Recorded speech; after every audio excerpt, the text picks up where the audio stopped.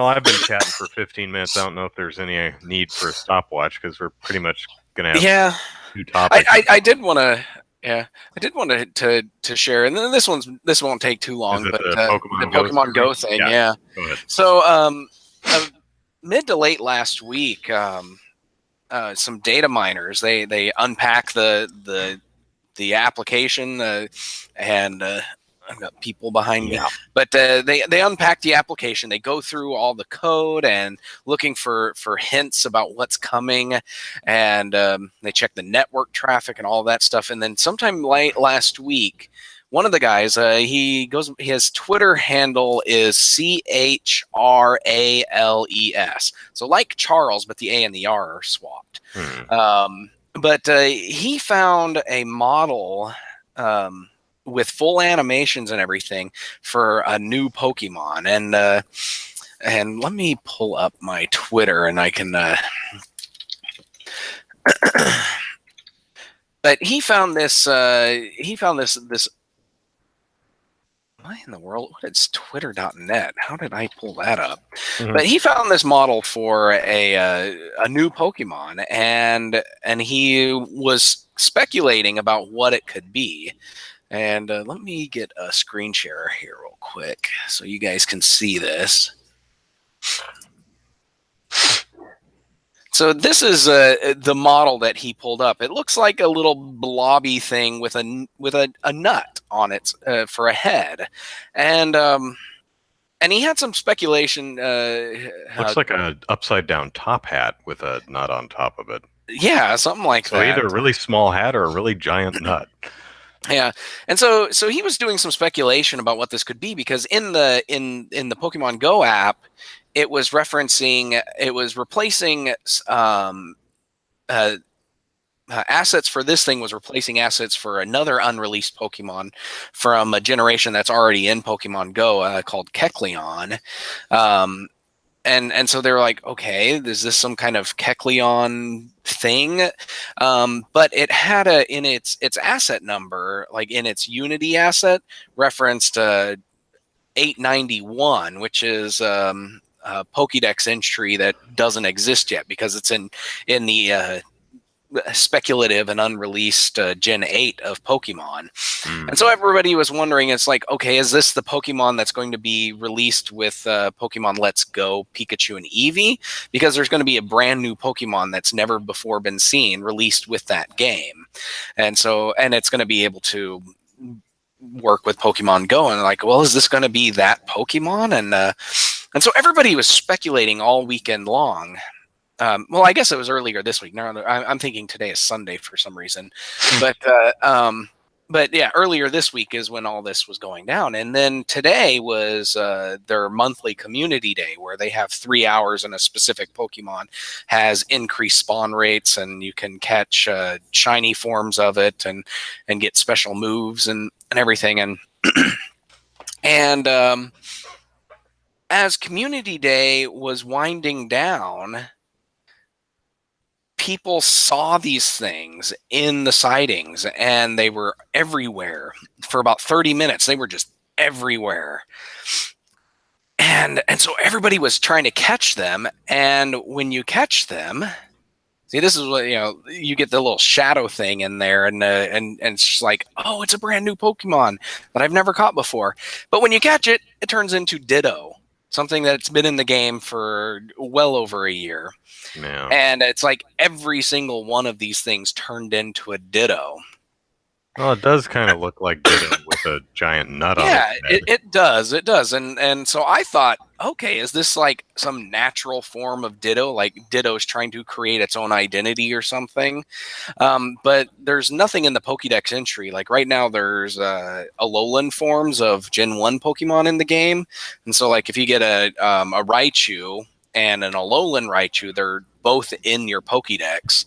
But this new Pokemon doesn't show up in the Pokédex that you've either seen or caught it. And so my theory is, and this is something that's also been I've also seen bantered about in Reddit and everything, is that my theory is that Niantic is just trolling everybody, trolling the data miners and the hardcore players. The people who just want to find out all the secrets, everything that's going to be released and everything. It's like Niantic is just like, you know what? Let's give them something fun and something fun to look at, something fun to do, and just have a good laugh about it. And so they made this fake Pokemon, leaked it into the app so that data miners could find it, and then just released it in the wild as some incredibly goofy thing, and just to get everybody talking. That's my personal theory, but yeah. Says the man who just came back from church. Yeah, because for some reason it feels like Sunday. But yeah, that was just something really weird. I never expected to see something like this from Niantic or the Pokemon Company.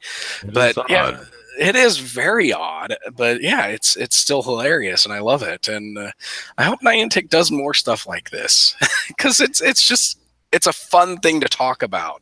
It's one thing to talk about, oh, they released Gen 3 or Gen 4, or we're finally getting this Pokemon from that hasn't been released yet. But to have something just completely off the wall like that it's hilarious. I love it. So They should release pumpkin spice flavored Pokemon. I don't even know what that would be, but I know it would be really popular. Yeah. Everything is pumpkin spice.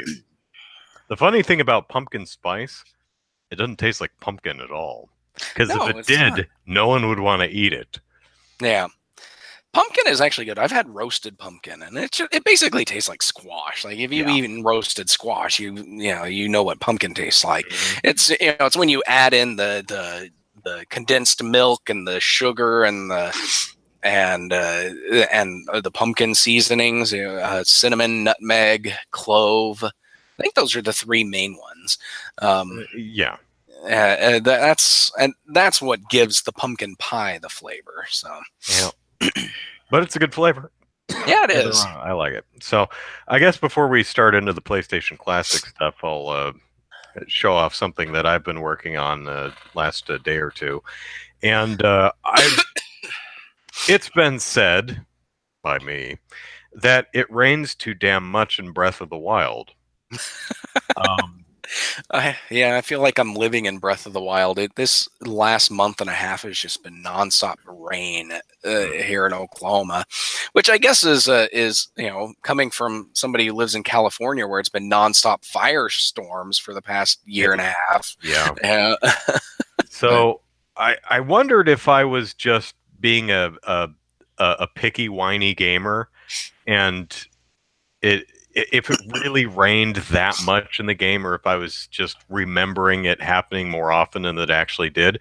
So I turned on the game and I let it sit for 5 hours while I was doing some other stuff, and I recorded how much it rained. And I charted it, and this is it. It rained in a span of 5 hours 11 times.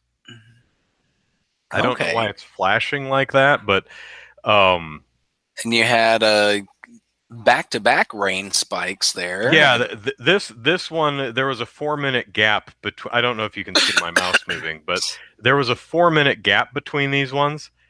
This is the largest gap at about 45 minutes, something like that. So there wasn't a single hour that went by without a rain. Nice. These 4 happened within the same hour block. So yeah, on average, it'll rain about 2 or 3 times in any given hour, which calculates out to it rains 15% of the time in Hyrule. Now, I imagine that might. What is the standard length of a day and night cycle in Breath of the Wild? It's 24 minutes. So an hour. So a minute is an hour. Hour is 1 minute, so it's 24 minutes, and it's broken up. All weather events are 4 minutes, and I've only once have I seen rain back to back. So otherwise, there's a little weather forecast meter in the bottom right of the screen, and it scrolls. So it'll say sunny, which looks like a snowflake. It's a really bad icon choice, but sunny, cloudy, raindrop is rain. And so each weather event is 4 minutes long. So typically, if it's raining, it's going to rain for 4 minutes, which Yeah. means if you're climbing up a cliff and it starts raining, it's either sit there for 4 minutes or just hang glide off the cliff and go somewhere else. Of course, Link Yeah. moves so damn slow. By the time he gets somewhere else, it will have stopped raining. Yeah. And Addicted to Chaos recommends, when it's raining, just go somewhere else. Yeah, that's exactly it. It's either sit tight or go somewhere else. Which is kind of annoying if you just spent several minutes climbing straight up a cliff and it starts raining and you're stuck on an outcrop for 4 minutes until it stops. And you could argue, well, pay attention to the weather forecast, buddy. And that's a fair point. And it's actually an excellent tip because, like several things in the game, the little meters on the heads-up display are never explained or described or even really called attention to by the game itself, and there's no instruction manual. So it's easy to just ignore them, especially the forecast thing. Yeah. Because at the beginning of the game, the opening area, the Great Plateau, the weather never changes.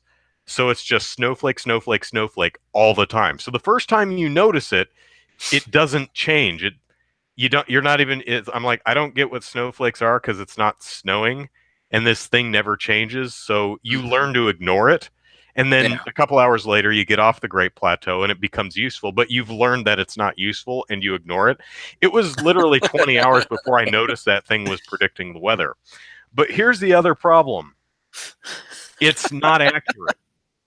And I have video footage to prove it where it says it wouldn't be proper It wouldn't be proper meteorology if it wasn't pure guesswork, Yeah, that's true. I'm honestly not sure if that's a bug or if Nintendo was like, yes, it's just like real life weather prediction. Sometimes it's wrong. Great, but that doesn't help. Yeah. So, completing a Zora thing makes it rain less frequent. Yeah, I also imagine that if there's probably if there's a rainforest area of Hyrule, it probably rains more frequently there. I'm sure there's the Gerudo Desert somewhere. I doubt it rains there much, if at all. Yeah. But I was in the main Kakariko Village area, Hyrule Field. The opening surrounding areas of the game where Hyrule Castle is. So kind of the middle of the map, which I think is probably the most temperate area. Exactly. But yeah, rains 15% of the time. Like in any given hour stretch of gameplay, it's going to rain 2 or 3 times. You're going to have 2 or 3 4-minute blocks of rain.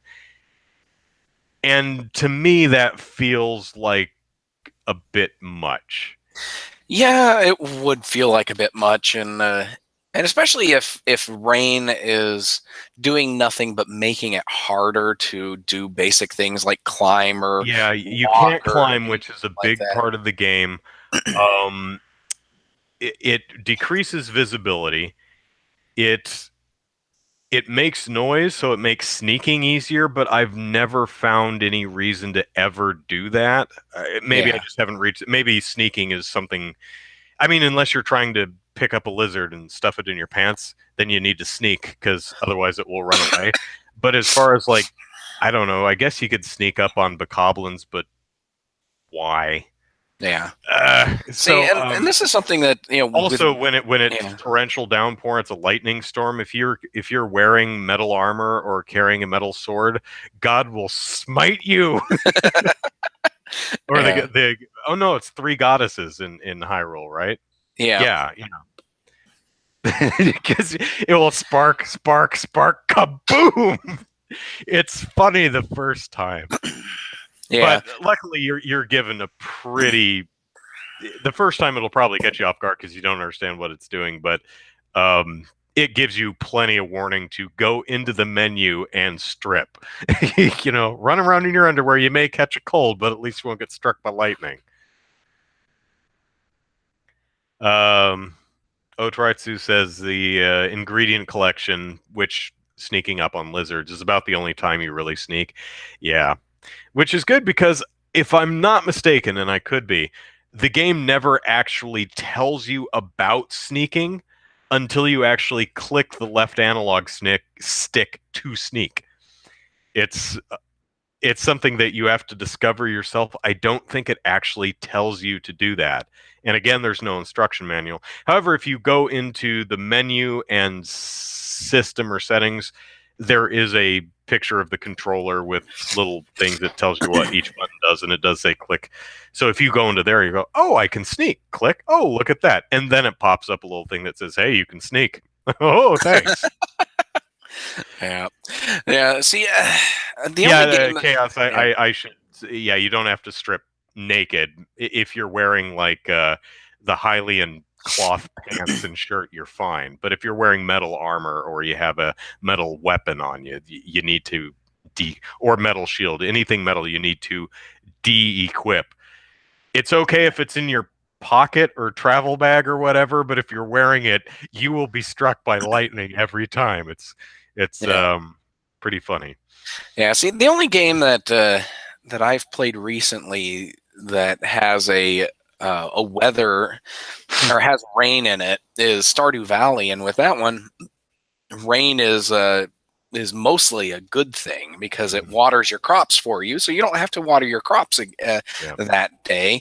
Which and then you can always check the weather channel on the TV to know what the weather is going to be like the next day. So if you see it's going to be weather or going to be raining, you can always take your use that time to get your watering can upgraded. So you don't have to worry about watering your crops. Certain fish show up. Are only found when it's raining. The only real negative to rain in Stardew Valley is that if it's a thunderstorm, there's a risk that lightning is going to strike your crops and destroy them, and that once you learn how to make lightning rods is kind of no big deal either. So yeah. Well, I will say though that Zelda Breath of the Wild has probably the prettiest in-game rain I've ever seen in any video game. I mean, it's really just a marvel. It's gorgeous. Is that a Pomeranian? What is running around behind you? Pomeranian. Yeah. It's the wettest rain I have ever seen. It is really cool, but it does become a pain in the butt because climbing is such a big part of traversal that it really hamstrings you a lot of the time, and that's irritating. All right, so let us talk about this incredible. Okay, I was gonna start shaming Sony for blatantly copying Nintendo, but it's not like a retro console; it's an original idea. So yeah, whatever. You get some cake too, Sony. It's fine. So the PlayStation Atari, ColecoVision, just about every retro console. Come on, Microsoft, join the party. Bring the. I mean, the Xbox One Classic, or the Xbox Classic. The Xbox Classic Edition Mini or whatever, because I want to see them shrink that gigantic bread box of a console down to a. The mini version of the original Xbox is probably going to be just an average sized PS4. It's like, it's a lot smaller than it was. Well, yeah.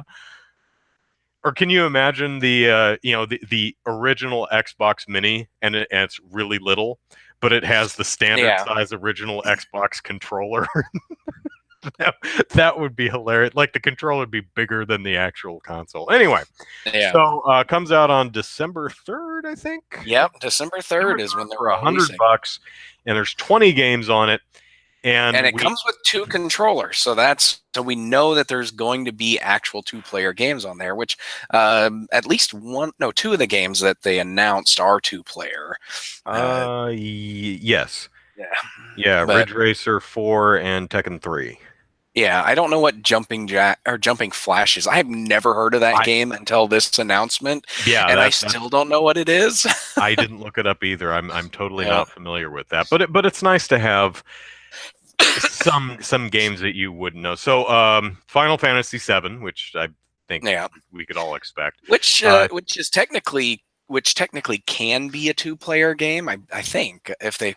It's been a long time since I've actually played it because I know that Final was there Fantasy. like a chocobo mini game in there somewhere? No, Final Fantasy 4 and 6 I know had the ability to assign certain characters in battle to the second player controller. But I don't know if Final Fantasy 7 kept that or not. I'd have to look that up, but yeah. Okay, but yeah. So, Yeah, so and Wild Arms is on there. yeah, and Wild Arms is great. I played that one. That one is one of those where the overworld where you're walking around on the map is all 2D sprites, like you know, harking back to the SNES, but battles are 3D models and stuff, and boy, the maps, the cities or the towns, the caves, all that stuff look great, but the battles are just are eye-bleedingly bad looking these days. So it was an interesting experiment in mixed perspectives, mixed styles. But yeah, the battle system just it while it's fun and fun to play, it just does not look great anymore. So, Yeah, honestly, I would not have picked Wild Arms. So well, interesting choice. it is an Uh, interesting choice. I think it's one of the lesser known RPGs, mhm. but it is still pretty iconic RPG. Yeah, And because we're gonna take some wild guesses at what the other 15 games might be, and I have some really obvious RPG choices here.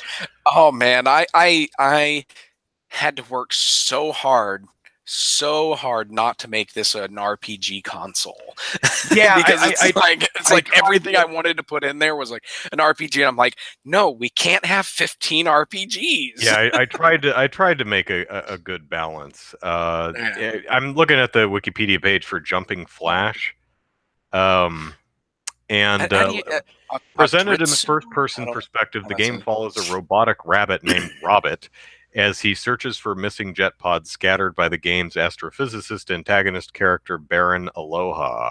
Robert must explore each section of Crater Planet to retrieve all the jet pods, stop Aloha, and save the world from being destroyed. Okay. okay. So it's a pretty standard First-person animal. platform video game. Yeah, So, interesting. yeah, it's interesting. Yeah. All right, Well, so I have but been before corrected. we move on to 7 does not have the multiplayer settings. So okay, Ritsu, I'm sorry if I'm saying that wrong, but or Otritsu. I don't know. Otritsu. Yeah. Um, said tries and triangle, so I've been saying Yeah. Otritsu. Okay. Um, Otritsu. Okay. I'm so annoyed that. before we get into what our guesses are, what do you think of the price? $100 for 20 PlayStation games. I think it's $20 too much, Mm, because the Super NES Classic came with 2 controllers and 20 games, mhm. and it is $80. Yes, PlayStation games do take up a lot more memory, but memory is cheap these days. Yeah. I don't think the memory storage of 20 PlayStation games and is $20 more expensive to incorporate than the SNES Classic was. But but yeah, I think it's $20 too much. What about you? Yeah, I would say so because I think the Super NES Classic Edition is $20 too much at least. So yeah. Scotty says I'm annoyed they've only announced 5 games and expect people to pre-order. At least Nintendo announces all the games at the start. True, but they didn't Yes. let you pre-order. So Yeah. would you rather know all the games but you can't pre-order, or know a quarter of the games and you can pre-order? Yeah. Well, and at least they announced 5 pretty good games. At least 4 of the 5 that that they listed, that I actually knew. Mm-hmm. They were really good titles and system sellers on their own. And so, but yeah, if you get more than 15 games, I'd say 20 100 games would in be total. roughly right. Yeah, it's 20 games in total. They've announced 5. They're going to announce the other 15 at some point before December 3rd. Yeah. We I think don't it know also when. I think it also depends on which games. I mean, if you think the Yeah. NES Classic Edition, and I use that just because I'm more familiar with it, it was $60, and 30 games, $60 sounds good because there's some great games on there. But if all the game, but if it was chock full of just golf, pinball, uh, just the real Yeah. simple games that shouldn't cost more than $1, then Yeah. maybe not. But I Yeah. think the $100 price tag is going to come down to well, what games are on there? Well, and Because that if is it's true. Namco Museum Collection or Those things better not M&M's touch this. Racing or something like that, But then no. because the PlayStation 1 classics on the PSN store are either $5.99 or $9.99, depending Yeah. on how popular the game is. Castlevania Symphony of the Night, $9.99. Wild Arms, $5.99. And so if you consider, if you think of it as all 20 of these games would be $5.99 on the PlayStation Store, that's $120 worth of games right there. And so you're getting $20 off of that, and you're getting hardware. But even still, I think that's $20 too much. But and personally, I've got my PSP here that I load all of my PlayStation 1 classics that I buy from the PSN store. I put them on that thing, and if I'm going to spend $100 and I already own Wild Arms, and I'm not sure if I would ever buy Final Fantasy VII or not, but if I'm going to spend $100, I'd probably just buy $100 worth of PlayStation 1 classic games and stick them on my PSP and my PlayStation 3 and play them that way. But Yeah. depending on what the collection ends up being. But Okay. Well, give us a game. What do you think might we see on the okay, I'm going to Classic? go for the really, really low-hanging fruit with my first game. Okay. Castlevania Symphony of the Night. Yeah, I have that too, and Chaos. I think. Chaos mentioned mentioned that one that. in the chat. So yeah, But yeah, that's a shoe in. That's it is. I don't think Sony would. So Sony's not dumb enough to skip that game. We'll put it that way. Yeah. Yeah. What about you? Okay. One that I think really needs to be on there, I would say Tony Hawk 2. Tony Hawk? Yeah. It definitely the second one. I mean, the third one was on all the systems. I think 2 was, the first and second one were just on the PlayStation. Might have been at the time. And those really started that. They've earned their place in history, and 2 introduced the manual to link everything together. So I think Tony Hawk 2 would be a good addition to the classic. Okay. Yeah, I didn't put Tony Hawk 2 on there, so yeah, I'm gonna start a. I still think list Tony here, Hawk 3 is the superior game, but this is a PlayStation Classic. So I didn't worry about who the publishers were and the difficulty of obtaining the games, but I did try to narrow it down to actual PlayStation games. Yeah. Okay. Yeah. As Chaos rightly points out in the chat, Tony Hawk is unlikely because of music licensing issues, but yeah, that was one of the reasons why I skipped it, because that was on my initial draft list where I just went through everything and wrote down everything that I was like, okay, this might, and the Tony Hawk games are on there, but yeah, there's a lot of music, and music licensing is absolutely insane, and and I don't think that they would But in a perfect want to world, deal with that. I think it would make an excellent addition to a collection that typifies PlayStation 1. Yeah. Yeah, it definitely would, because that one is a pretty classic game. That was one of I don't know if it was 2 or 3, but that was one of the first games that my wife and I played together after we got married, and we both enjoyed it. We love the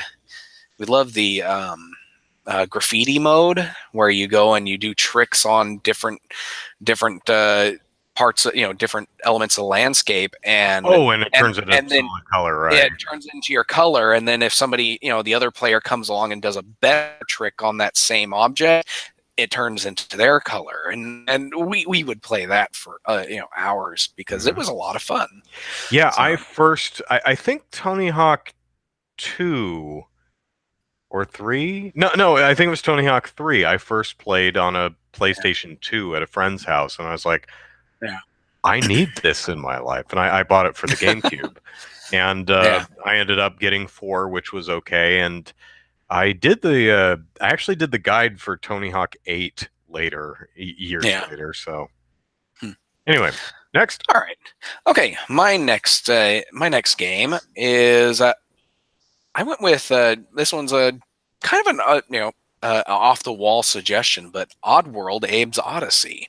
I actually that was on my initial draft, but I actually took that off because it was on a bunch of other consoles Yeah, at the time, or similar at the same time frame.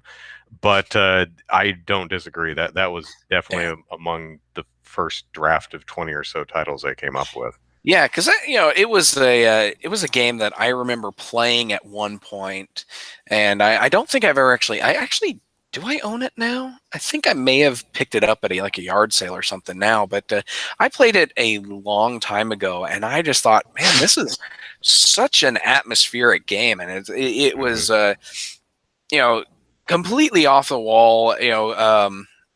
Not really cannibalism, but you play It a kind of race. controls like ass, but Yeah, but you play as a character who's of this race of lesser beings in this world, and you're raised as cattle for the higher beings, and the goal of the game is to escape and free your people. And Mhm. I just thought that was a really fun premise to play with, and It's a I really love the difficult game to go back to today. I mean, it was tough at the time, but yeah, I mean, just from the controls fight you every step of the way, even back in '98 or whenever the hell that came out. Uh, yeah, that Going back, 20 years on, it's a really tough game to play. But there's a lot of great things about it. I absolutely would not balk at its inclusion yeah. on the PlayStation Classic. So let's see. Let me pick another one. This one's probably pretty obvious, but I even with Ridge Racer 4, Gran Turismo 2. Okay, Gran Turismo 2. You have the arcade racer one and you have the simulation racer one. Is that too much racing on one collection? I don't know. I think they're different enough to Yeah, justify the inclusion of both. Plus, Gran Turismo is insanely popular, so yeah. It's I hate it. But yeah. but One of the longest living racing franchises that's mhm. not related. Well, do they even make NASCAR and F1 racing games anymore? Formula F1 they One? do, They do. Okay, and they but do NASCAR also. Yes. okay, I never see them, so it's like I don't see them Well, at Forza EA or definitely takes the spotlight from them. yeah, But yeah, but F1 has some yearly is has yearly installments, yeah, and what was the other one? but NASCAR. Oh, NASCAR has Yeah. had yearly installments Yeah, too. So but Gran Turismo is always every time there's a Gran Turismo game out, Sony announces that at E3. So yeah, I would think that they would include something like that. That's Chaos not says one that that I enjoy. only if they fix Gran Turismo so it can actually be 100% completed. Is there a bug in it that prevents you from collecting all 600 cars or whatever it is? I was not aware of that, but if that's a thing, then yeah, hopefully they fix that. Hopefully, yeah. That's that's pretty crazy. So, all right. All right, next. All right, the next one. This is one that was very popular with my brothers and I know a few people who would love this if just for this one game's inclusion. But Bloody Roar. Okay. Yeah, this one is a fighting game, but it's one of those 3D fighters. But the gimmick of this game is that you can transform into a were creature of some sort. You know, one of the characters transforms into an anthropomorphic bunny. Another one turns into a wolf. Another one turns into like a scarab beetle. Fighter. Yeah. And and this was one that my brothers and we loved playing. It was one of the few fighting games that we actually enjoyed and loved playing some more. And I went back and forth between Bloody Roar and Bloody Roar 2, but I decided, you know what, let's just go back to the original and go with go with that. So. Okay. Here's maybe an odd one. Not even really a good game, but I think it's one a lot of people remember from the PlayStation era. They might actually remember the advertising more than they remember the game. But Fear Effect 2. Fear Effect 2. I didn't even think about that one. Yeah. Tell me about that game. I've never played it, but I remember the advertising. Okay. I do remember seeing it when I was going through the list, but it just didn't scream out to me as a systems, as something that people would expect or want to see. I don't think I think it would be for a lot of people. I think it would be. I remember that. I never played it.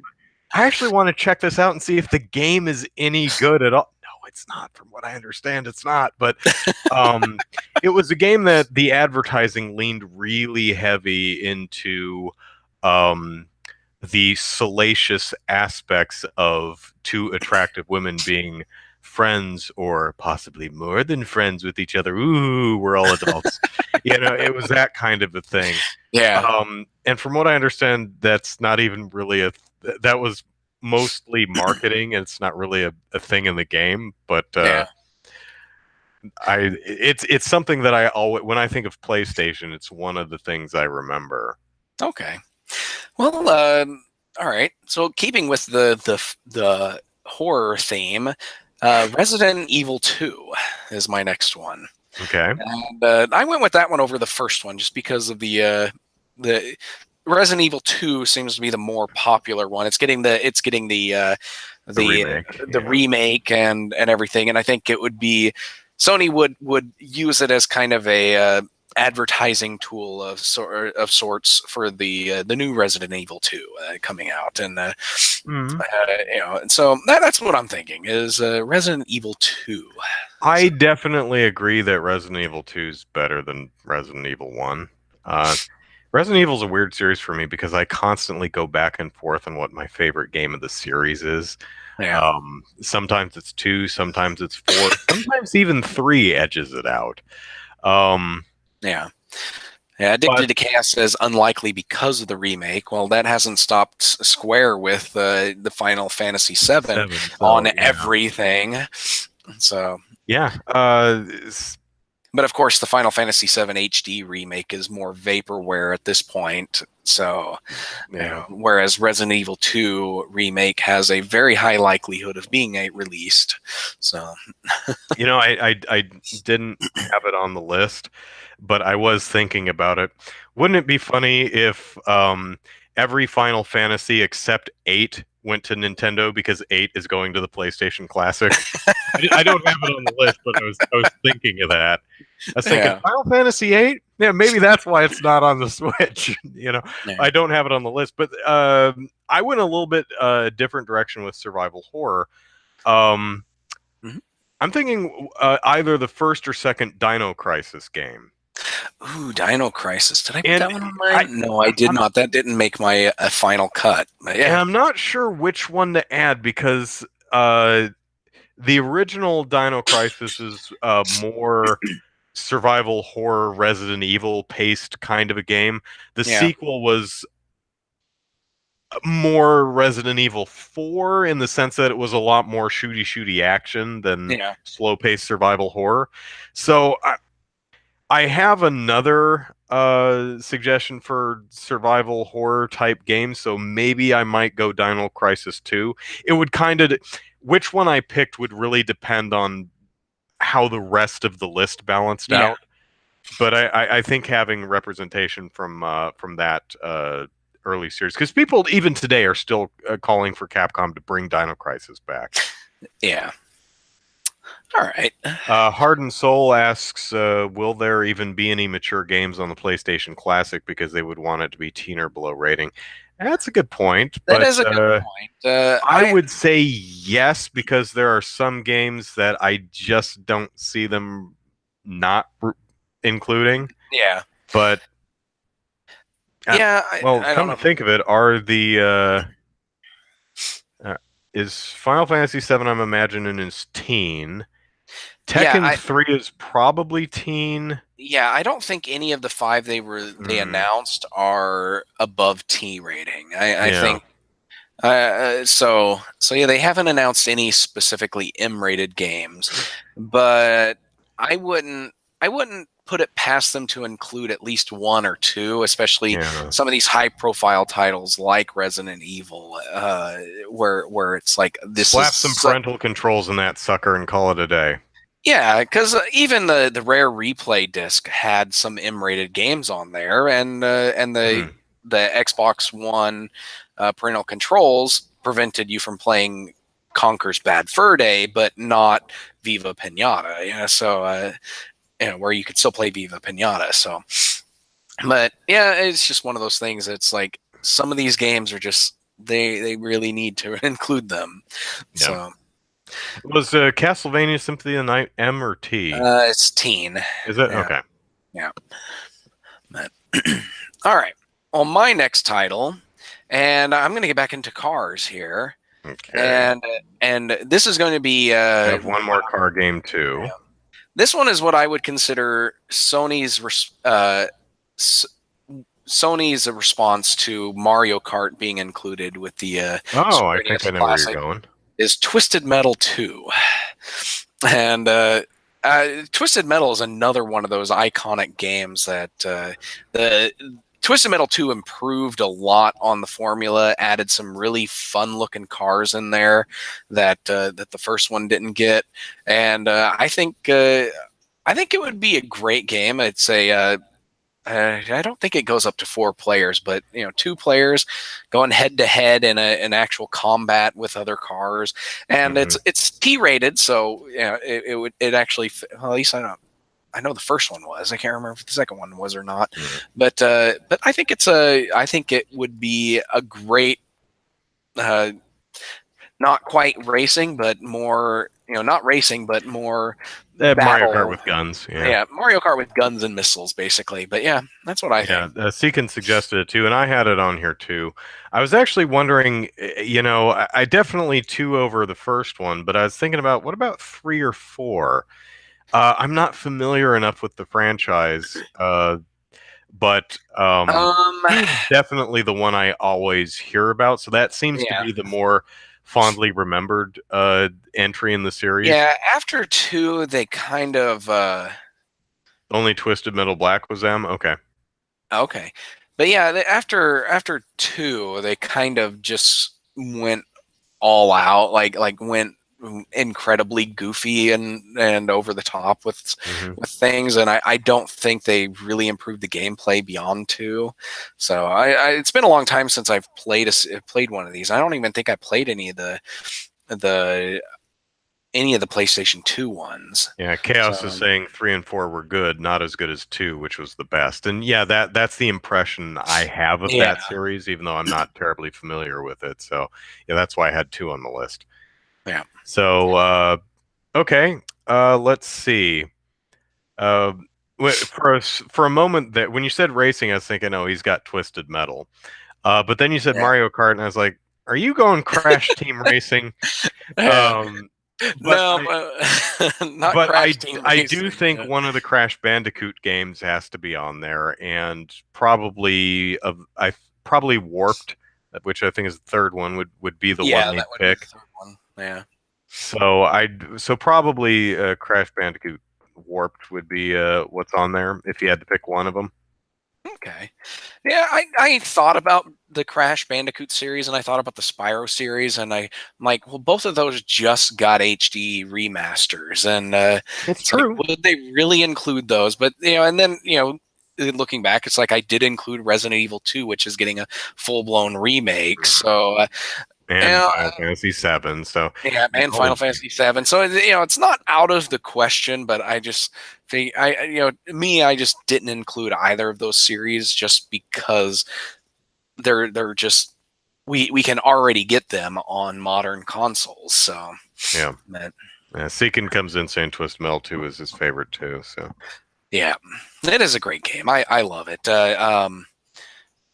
Now I forget his name, but the guy um the big Mack truck that was the one I always played. So is that no Sweet Tooth is dark the ice cream dark truck. side or something like that. But yeah, it was that one was great. It was just Scotty says slow which speed, but man, you could just run over pretty much every other car and just do damage that way, and it's great. yeah. Scotty says which Mega Man game should be in there. I don't have Well, Mega Man on my list, but maybe Powered Up was that a PlayStation game? no, I don't No. think so. There was a okay. I actually did include Mega Man, X4. and I actually included two different Mega Mans, and Okay. we'll go ahead and talk about both of those since we're here. X Mega Man doesn't really say PlayStation to me. Now Well, some of the titles were exclusive to the yeah, PlayStation, but it's not a franchise that really says PlayStation to me, yeah, which is because why I there didn't was include them. there was Mega Man Oh, 8. PSP. Okay, thanks, Cass. Yeah, but there was Mega Man 8 that came out, and I didn't include that one just because I don't think it's really a PlayStation defining game. But I included Legends and X4, um, Okay. and only the first Legends because Legends. That's a good thought. In fact, yeah, you could make PlayStation Classic RPG Edition. Just have 20 RPGs. yeah. But I included Legends because that's one of those games that is only found on the PlayStation, Yeah, I and didn't think of it's that one. one That's a that good one. fans love, and they're really upset that they never got Legends 3. Yeah. And then I included X4 because although X3 came out, X4 is actually the best of the five or the 3, 4, 5, and 6, I think, came out on the PlayStation. I can't remember if 6 did or not, but 4 is definitely the best out of all the ones that came out on the PlayStation. Um, Otritsu says 4 through 7 came out on the PlayStation. So, yeah.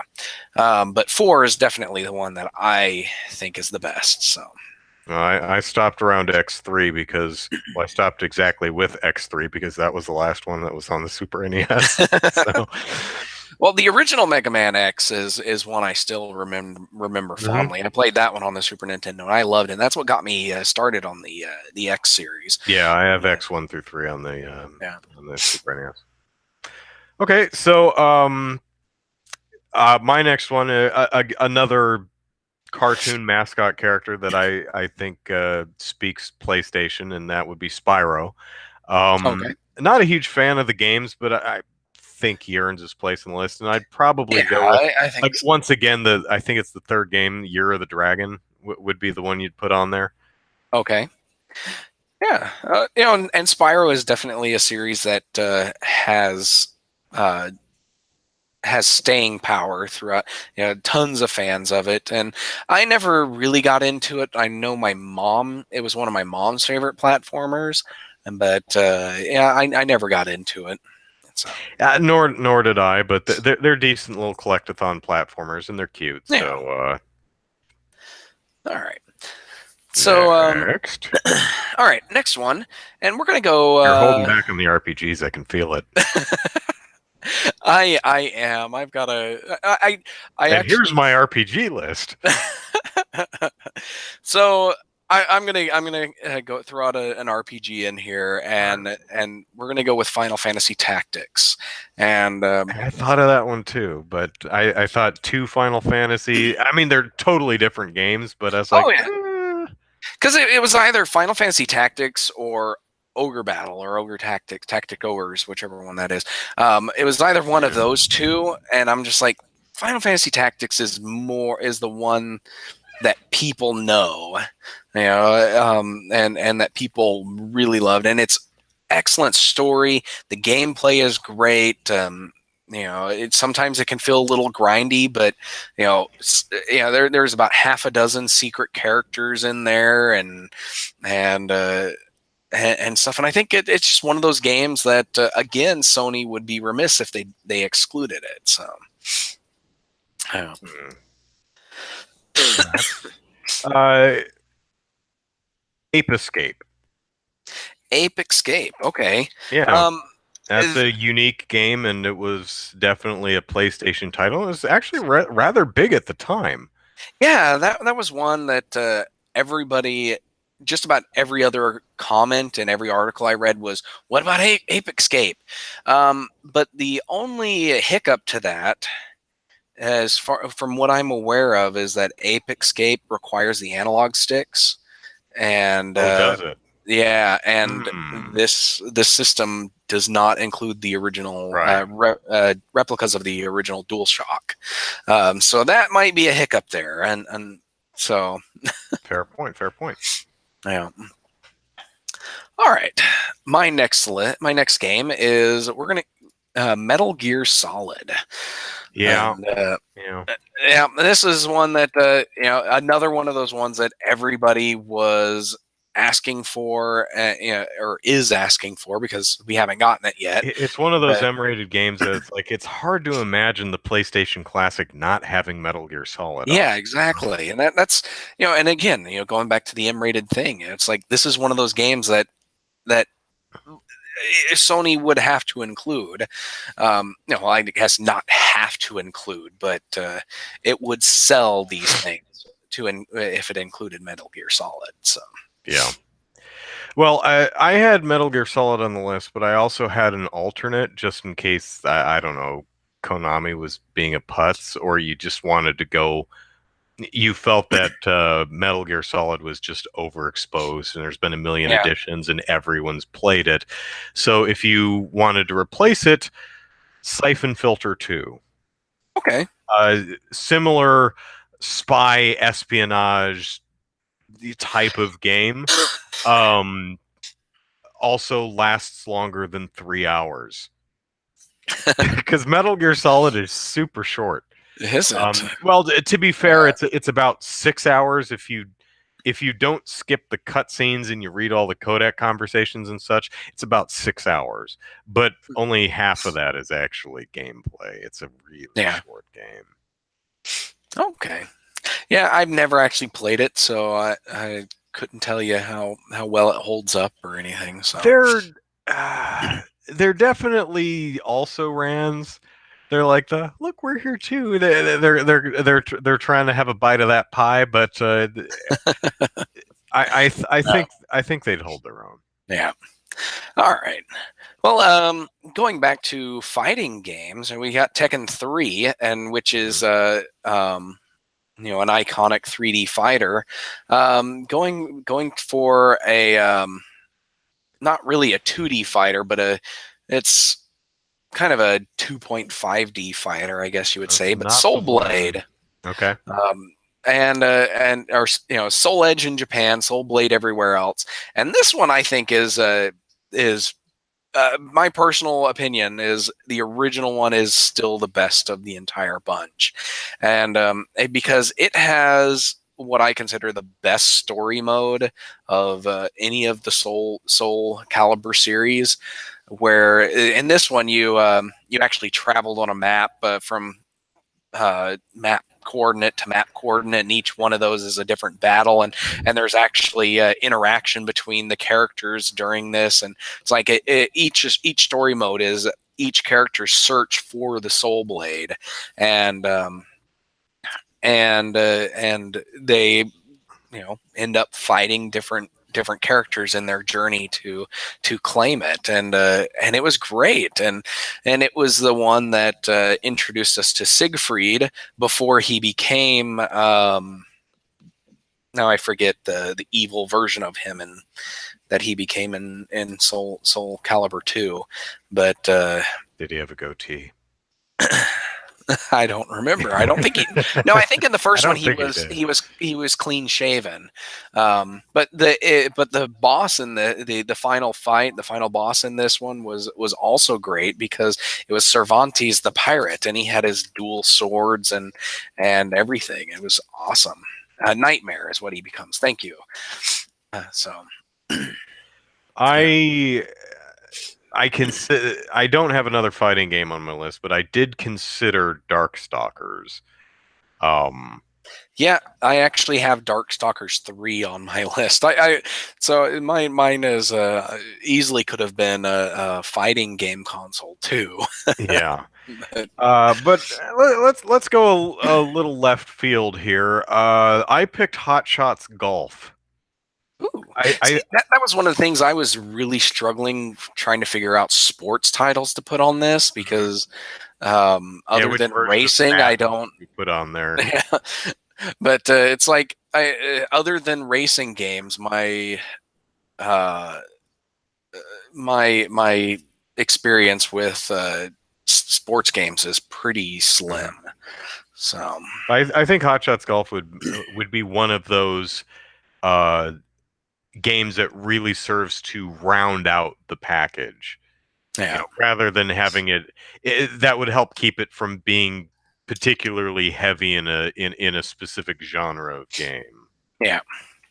Yeah, definitely. And it was one that I've seen mentioned from time to time in comments, just because it is, from everything that I've been reading, is it's a pretty darn good golf game. So.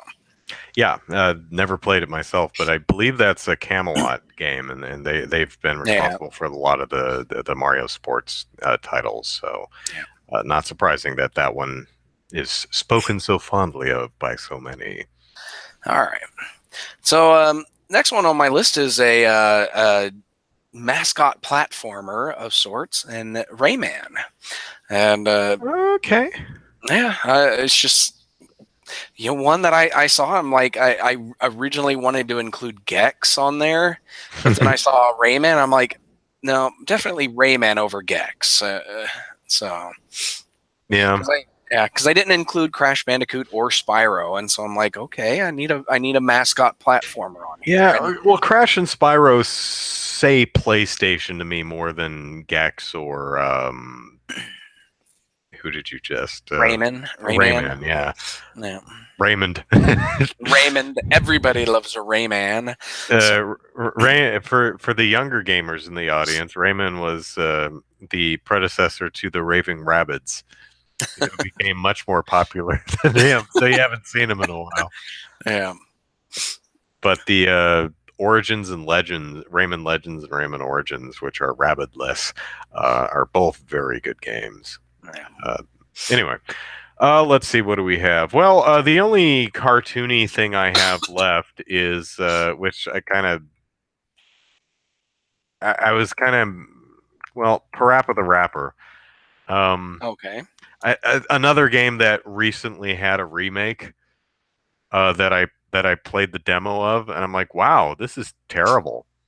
But it was really popular back in the day. I don't know, maybe I don't know if my demo was broken or my controller is broken, but I'm like, this is not accurate at all. It's impossible to actually. I mean, it sounds so stilted and terrible to me.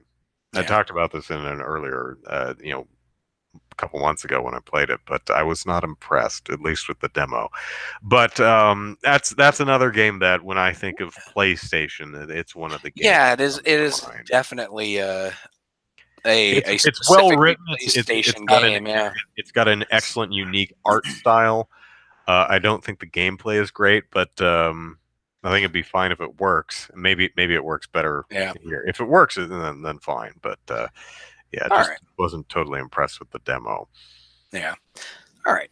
So my next game, I'm going back to RPGs again, and Yeah. this one I am hitting for the outfield. I'm hitting for a home run here, All but I'm right. probably gonna swing and miss with this one.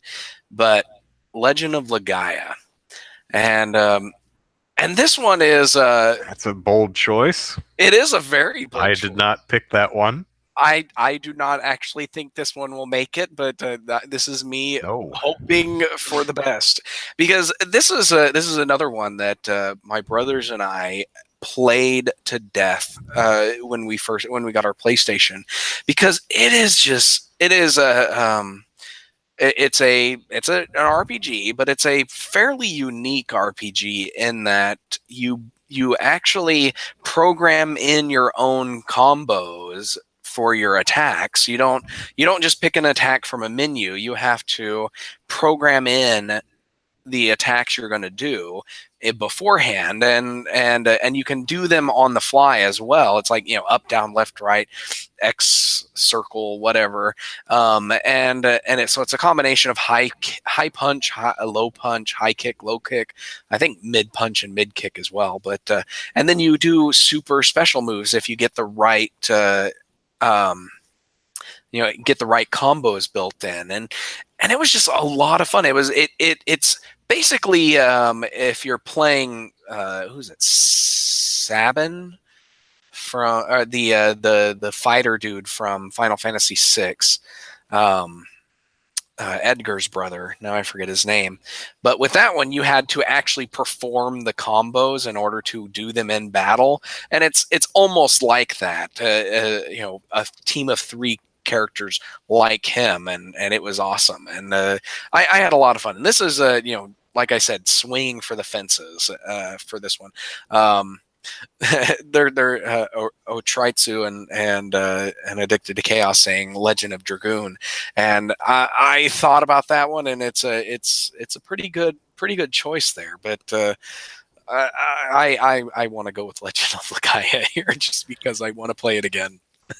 Well, I have another RPG here, and I actually have two written down. I'm just not sure which to pick because they're both safe bets. One is Xenogears, Okay, and yeah, that one. but I think the safer bet is probably Chrono Cross. Chrono Cross, yeah. I thought about including that one, but I decided against it just because there were tons of other games that I wanted Yeah. to include too, and that's the problem with this list, is it's just there's so many great games on the PlayStation. Hmm. But yeah, Chrono Cross, and to be honest, I haven't played that one yet, but it's always been on my to play list. So, all right, well, good choice there. You have anything else to say about it? Nope. Nope. All right. Okay. This is see, I've got two more games on my list, Yeah. and I'm gonna include. This is my last fighter, and I went with Street Fighter Alpha 3, and it was either Considered this that or one, but Marvel versus Capcom, and I'm just like, there might be some licensing issues with that one, so Street Fighter Alpha yeah. 3 is what I went with, and uh, I could have gone with Street Fighter the movie, the game, but I decided against that one for obvious reasons. I have to wonder if they did. Maybe we've discussed this before because I'm getting some deja vu. But if any of the companies did a Nintendo or PlayStation non-classic mini, that just had all the D-list games like Street Fighter movie, the game, uh, just Yeah, the bargain bin crap that nobody wants. yeah. Forgotten for a reason games. See, that would be a lot of fun to do. Just Yeah. have Or maybe the games that had that are terrible but in a really interesting way, like Lifeline or whatever yeah, that voice activated game that I was talking about the other week. yeah, Bad game, but bad in just such a fascinating way. yeah, definitely. So So I don't have any more fighting games on my list, but I okay, do have one that I think would be a welcome addition, and that's Tenchu Stealth Assassins, okay, which is actually a series that I would really like to come back because I like my ninja action games. Yeah, I had some other stuff in there too, like along those lines. Let's see what I'm looking. Bushido Blade was or Bushido Uh-huh. Blade was Yeah. another one that was a game that I've heard a lot of people requesting, but I didn't think would actually make it. So, so the misses and not the hits. Yeah, Exactly. exactly. All right. Okay, so my last game is, and this is one that I think Sony would be hard pressed to pass up, especially with the popularity that this genre is coming back. Mhm. Is Harvest Moon: Back to Nature? Um, Huh. yeah, it's I a think of Harvest Moon as a Nintendo franchise, but yeah, but Harvest Moon: Back to Nature is just it's a pretty good game in that that genre and that series, and I think it would Sony would it would do Sony well to include that to capture those who are enjoying Stardew Valley and the revival of that genre. So hmm. I noticed that neither one of us have any of the early Tomb Raider games on this list, which I is thought kind of about Tomb surprising. Raider, but I was just like I couldn't pick that one over any of these other games. So I had the same dilemma. It's like those games definitely earn their place. They're just not very good. You yeah, know, I genuinely don't like them very much. Um, so that's probably why I left them yeah, on the list. My last one uh, is another, could be one or the other. They're both survival horror type games. One is Silent Hill, that was on which, my draft list. Yeah, yeah, which I'm thinking, you know what? People kind of want Silent Hill 2. yeah, That's the classic one. I mean, the first one is still the first one, but Silent Hill 2 is everyone's favorite. So maybe in lieu of that, Parasite Eve. yeah. That was another one that I had a hard time dropping from my list, as I was just like, Parasite Eve is just even even me. It's like I haven't played it, but it's one that always every time I see it at the store, every time I go to a retro game store and I see it on the shelf, I'm like, I really want to get this because it just the name is just a lot of fun to say, and It's just a really reading about great it, name, isn't it? it's a yeah, it is, and just reading about it, I'm like every time I read about it, I'm like, yeah, I definitely need to pick this up and try it because Yeah. it sounds great, and from what I understand, it's a great series as well. So, um, Chaos says the old Tomb Raider games have not aged well at all. a lot Yeah, of PlayStation they're games have not aged very yeah, well. Yeah. but I would say the Tomb Raider games even more than some of. I mean, it is really awkward to play stuff like Tenchu Stealth Assassins, especially these days. It was kind of hard back in the day. I Yeah. remember getting frustrated with that game back in the late '90s. Um, Oh man. I really Yeah. didn't become a fan. I mean, I liked what it was trying to do because it's ninjas and ninjas are cool and everything, but it really wasn't until uh, Tenchu, I think it's called Shadow Assassins on the Wii, that Yeah. I really, I'm like, oh my gosh, this game is great. And then there were no more Tenchu games, and I was Yeah. very sad. All right. So, just to give you guys a few a few things, and this is I'm going to throw out a couple of a bunch of names of games that I thought about including but ended up not, and they're mostly RPGs. So Mm, we've got Alundra, Breath of Fire 3 and 4, Front Mission 3, Grandia, Legend of Kain, Soul Grandia. Reaver, Legend of Dragoon. We mentioned that one. Suikoden 1 and 2. I Mhm. went. My draft included 2 on there instead of the first one. Xenogear, Alundra 2, the Arc the Lad Collection, Azure Dreams, Mhm. um, Dragon Quest 7. I even included the original Grand Theft Auto on here, just so that Yeah, I considered my original I thought was, considered GTA 2. yeah, my thought process was, it would be kind of fun to let people See uh, where it started. see where this started Yeah. and just how different the series is now than it was back then. Oh yeah, very different. Yeah, but Lunar, Silver Star, Story Complete, Persona, RPG Maker. I actually included that one on there, but then I thought, they're probably not going to make the virtual memory cards accessible for this, because this one you could fill up like 5 or 6 memory cards with your custom games of that. Saga Frontier is a great one that I enjoyed. Shin Megami Tensei, Thousand Arms, and Time Crisis was one that I wanted to include, but it needs a light gun, so you can't actually play it. So, those are some of the games that I put on my draft list that it didn't make the cut. Yeah, I'm I'm a Nintendo guy, and I was actually kind of surprised that I'm literate enough in PlayStation era games to actually compose a list. Yeah. But you can tell that that I have my blind spots. I mean, Ape Escape, for example, I completely blanked on the fact that it was one of the DualShock games. Yeah. And it probably wouldn't work Yeah. on the original PlayStation controllers. So that's a very good point. Whoever pointed that out to me in the chat. But always fun thought experiments. Oh yeah. There's definitely as much as I don't like the PlayStation console.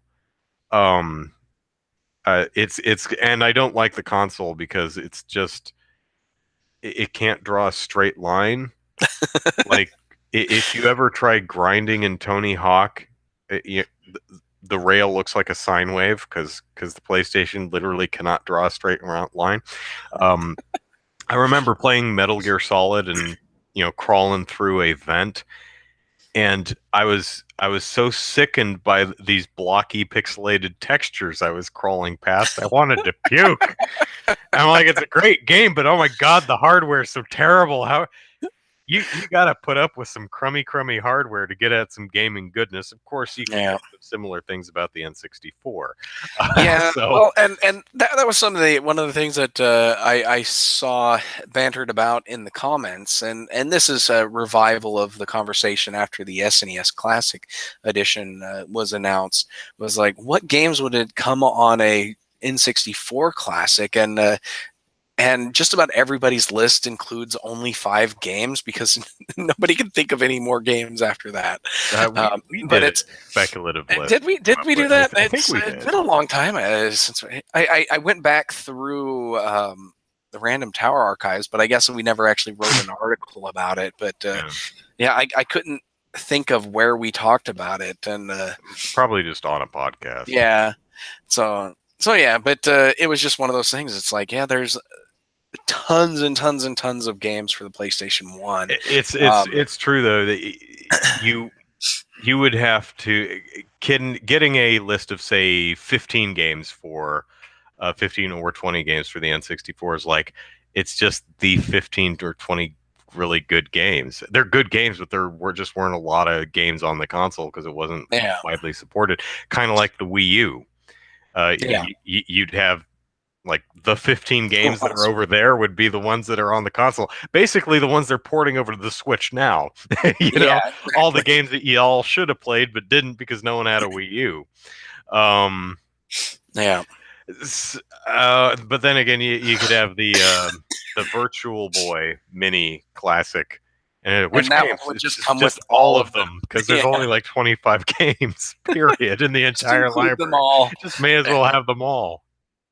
Oh man, a Game Boy Classic would be awesome too.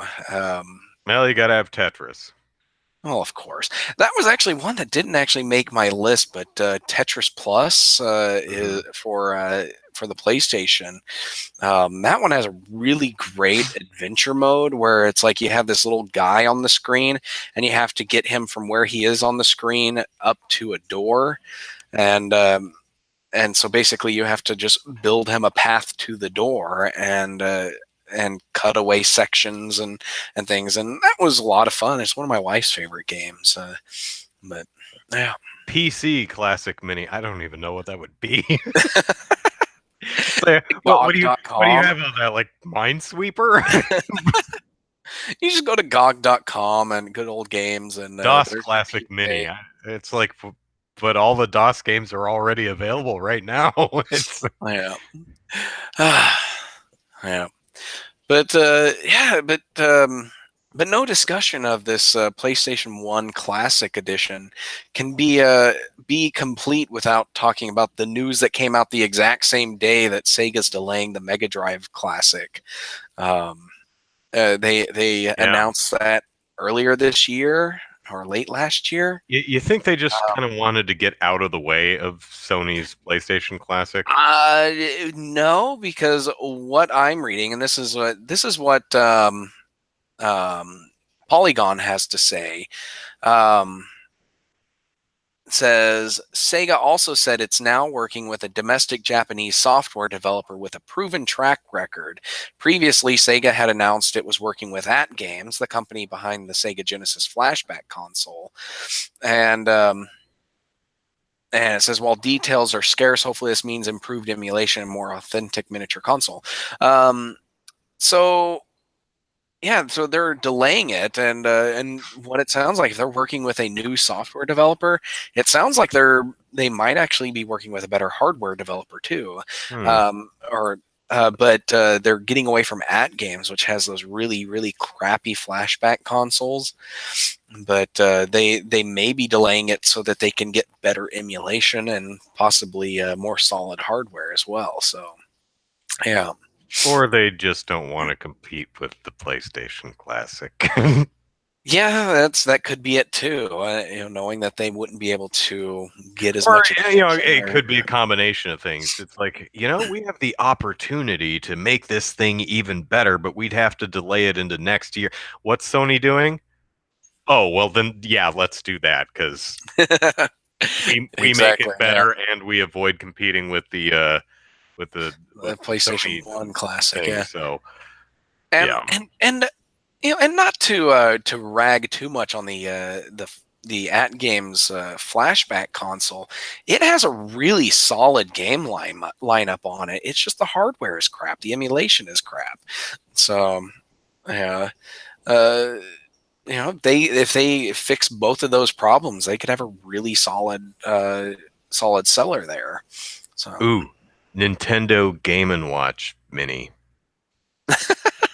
It's just a Game and Watch that has all the Game and Watch games on it on the same Game and Watch. So that you would only actually needed be kind one. of fun. I would get one of those just because I've never actually owned a Game and Watch, and it's been forever since I've owned one of those um, It would be LCD Yeah, games. it would be tough because some of them had just different button layouts. So I'm not sure how you Yeah, make yeah, a different button universal Game layout. and Watch layout, but Yeah, sure you could different figure it button out. layouts, and then some of them had two screens, some of them were one screen. Mm. But that wouldn't be that big of a deal. But yeah, that would be kind of fun. A Game Gear Classic. Now that you didn't have to put 37 AAA batteries in the damn thing, yeah. Yeah. I mean, I'm exaggerating, obviously, but what was it, like 6 batteries that you had to put in the damn Game Gear? Yeah, three on each side of the console under each grip. Um, I think it was Penny Arcade that did this. Let me double check. While you're checking, Chaos says, would you rather have a Dreamcast Mini Classic Edition or a Saturn Mini Classic Edition? Dreamcast. Yeah, Dreamcast for me too. Yeah. Although it's another one where you're like, Samba de Amigo. Oh wait, special controllers. Shoot. All right. So Penny Arcade, their joke from yesterday was the Atari Jaguar Classic, and they were like, it would come with the best games, Alien versus Predator, Tempest 2000, and I guess that's it. That's it. Yeah. Well, I mean, it's kind of like what would be on the Saturn Mini? Panzer Dragoon and I have no I'm idea drawing a what came blank of out what on else was this. on the Saturn. Yeah, I don't even know what came on the Saturn. It's one of those consoles It that was like never. $700 or something. I was like, I Yeah. don't care what's on it. Well, I went from the NES to the Super NES, then to the PlayStation. I never played Genesis or I never did played any of the Sega consoles and up until my adulthood because I was a one console kind of guy and but now that I'm older and I have extra enough money, I tend to branch out a little bit more and I still don't own a Sega console, but it's definitely on my list to buy some at some point. Yeah. Segan says Seaman would have to be on the The Dreamcast Mini. Dreamcast. Yeah, there's one of those weird ass games. I suppose you'd have to have Shenmue on there too, even though Yeah, the game is Shenmue. genuinely bad. It's just, The I'm sorry, everybody. I kind of love it from a nostalgia standpoint too, but it's really a bad game.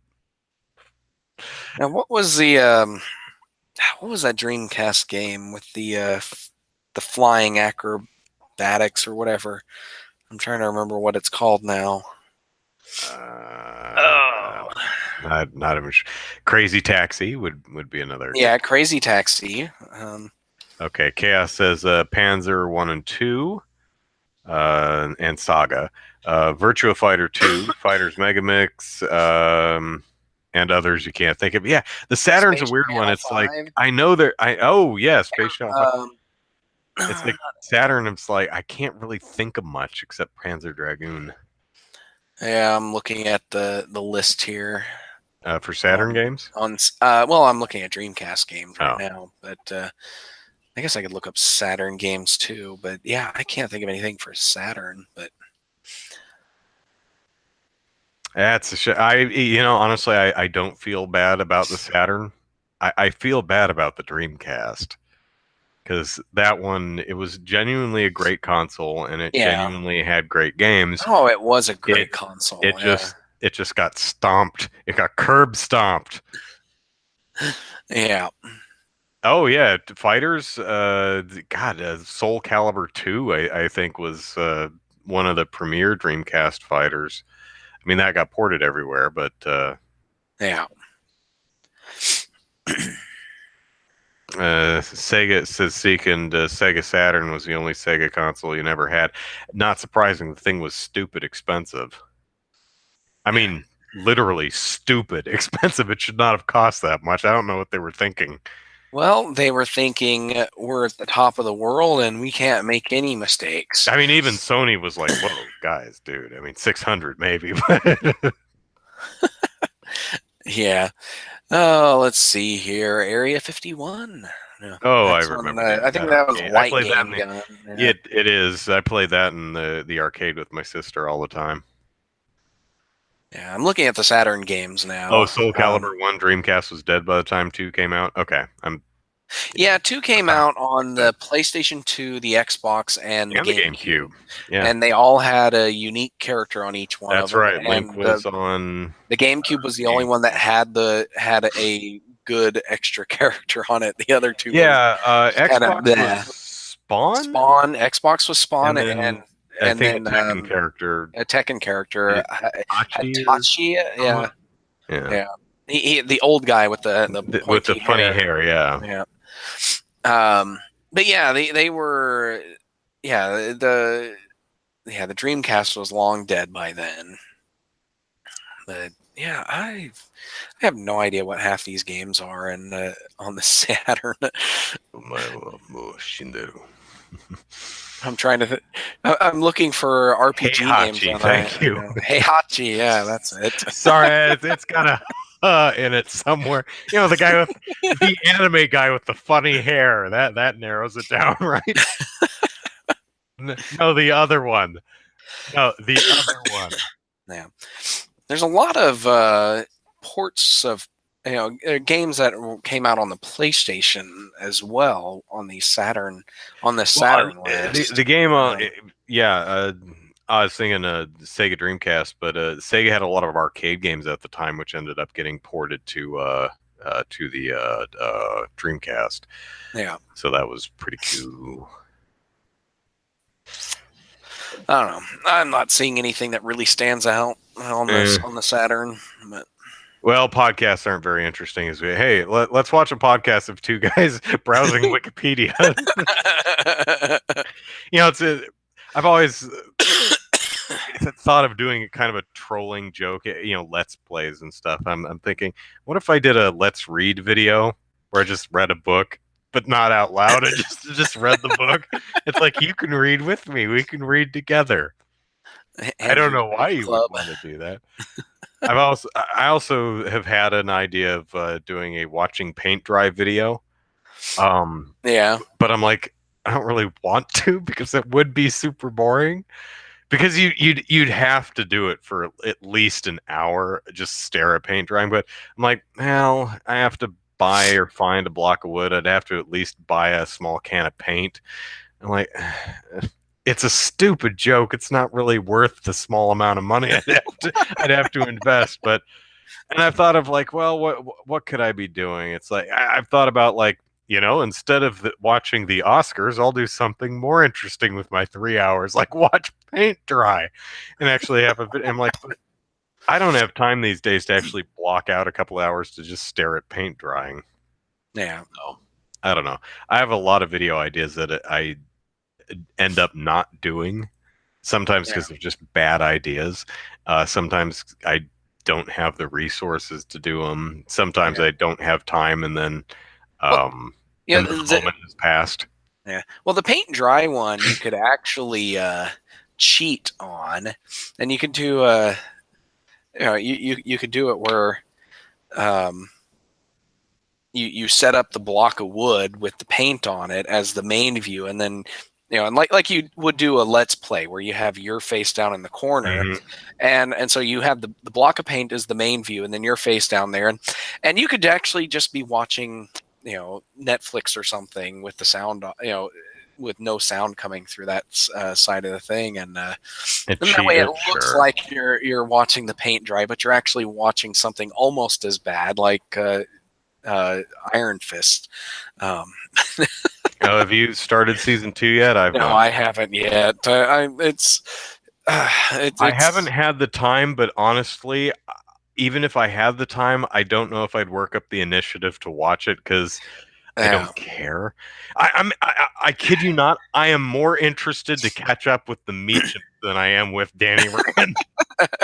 I actually, when I remembered that they might be in it, I'm like, I wonder what those kids are up to, and I don't really care about Danny Rand. Yeah, from what I've read, the last few episodes are really great. It's just a matter of, do you want to sit through the other 7 or 8 episodes to get there? But all right, well, that is our podcast and our picks for what we might see on the PlayStation Classic. Definitely let us know what games you think will or should be on there. Darn camera, come here. There we go. And we will be back at you next week with another podcast. Until then, I am Andrew Eisen. Eisen is how you spell the last name. And it just occurred to me that one of the sales associates at the beauty store I was at earlier today expressed interest in watching the charity event, but I didn't give her the address, like extralife.org/. I didn't have a piece of paper on me, so she was probably just feigning interest anyway, because that's her job. But hopefully, you never know. I hope might so. Actually, be interested in gaming and stuff. Yeah. I mean, hopefully she's not sitting at home going, "Damn, I hope this dude comes back in the beauty store someday so I can figure out where the hell his game stream is." Am I going to get a PS1 Classic? No. You, Zachary? I am very tempted, but again, I think it's $20 too much, and I doubt the price is ever going to drop. So it depends on if I get a decent sized Christmas bonus, I guess. I don't know. Yeah, it's I want to get one, but until I know what the other 15 games are, I'm having a hard time justifying the price. Yeah. And even once I know what the 15 games are, I might just end up buying the ones that I actually want on the PSN store. So, which would save me money. So, good night, Otratsu. yeah. Anyway, type in Andrew Eisen YouTube. You'll find my YouTube videos. I have my donation page live for Extra Life. That's on November 3rd. extra-life.org/participant/Andrew Eisen. I'll be playing Breath of the Wild for 24 hours. There we will be taking breaks here and there for special things, donation incentives and such, but it'll be mostly Zelda. My sister will be here. Let's see what else. When you donate, pick a cardinal direction and which north, south, east, or west, because which direction has the most money is the direction I'm going to head off of the Great Plateau, which will be maybe 2 hours into the game. Also, there's a donation incentive for naming a horse. So if you want to name a horse, I think that's $50. I think I can stable 5 horses in the game. So if you want to name a horse after yourself or name it Butt Munch or something like that, that's fine. Probably in the next week, I'll actually have the donation incentives listed on the site because I'm still narrowing a couple of things down. Also, the big incentive is I'll color my hair a funny color if we hit 1,500. That's what I was doing at the beauty store today, is getting hair color. So I have 4 different options: red, pink, blue, and green. So also, when you donate, pick a color because if we hit 1,500, the color with the most money is what color I'll dye my hair, and it's semi-permanent, so I'll have that in my hair for about a month. I'll have to go to work with funny hair color, so but it'll be fun. And you'll get sent in for a psych evaluation like Homer did when he wore a pink shirt to work. Yeah, it's like why is Andrew have pink hair? Why? So, also follow me on Twitter at Andrew Eisen. Zachary, plug away. All right, you can follow me on Twitter at EZKnight, where I talk about gaming and politics and stuff. You can follow my game development work at DK_gaming on Twitter and DivineKnightGaming.com. And if you're interested in the Oklahoma game development scene, check out OK Game Devs on Twitter and OKGameDev.com. All right, you've been listening to the 115th episode of Not Super Podcast Action Committee. But my God, it's been over 100 episodes. I still can't get the name right. Molehill Mountain is the name of this show, but I have to admit, Super Podcast Action Committee was a pretty good name for a show. But so is Molehill Mountain. So yeah. Anyway, thanks for watching. We'll see you again next week. Take care, everyone. Bye-bye. All right. Bye.